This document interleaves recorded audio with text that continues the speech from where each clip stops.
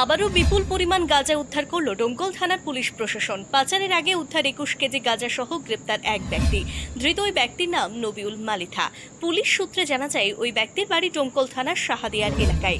সূত্র মারফত খবর পেয়ে ভাতশালা এলাকায় বিশেষ অভিযান চালায় পুলিশ। সেই সময় এক ব্যক্তির কাছ থেকে বস্তা ভর্তি গাঁজা উদ্ধার হয়। ঘটনাস্থলে যায় ডোমকল থানার পুলিশ এবং উদ্ধার করে গাঁজা। মোট 21 কেজি গাঁজা উদ্ধার হয়। সঙ্গে সঙ্গে নবিউল মালিথাকে গ্রেপ্তার করা হয়। তার বিরুদ্ধে নির্দিষ্ট মাদক মামলা দায়ের করা হয়েছে। কী উদ্দেশ্যে, কোথা থেকে কোথায় গাঁজা নিয়ে যাওয়া হচ্ছিল তার তদন্তে নেমেছে ডোমকল থানার পুলিশ। ধৃত ওই ব্যক্তিকে পুলিশি হেফাজতের আবেদন জানিয়ে জেলা আদালতে পাঠানো হয়েছে।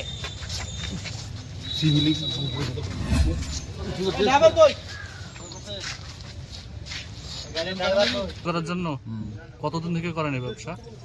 এই প্রথম নতুন। এই প্রথম? যে কোথায় ধরেছে? আমাদের এই ডোমপুরে।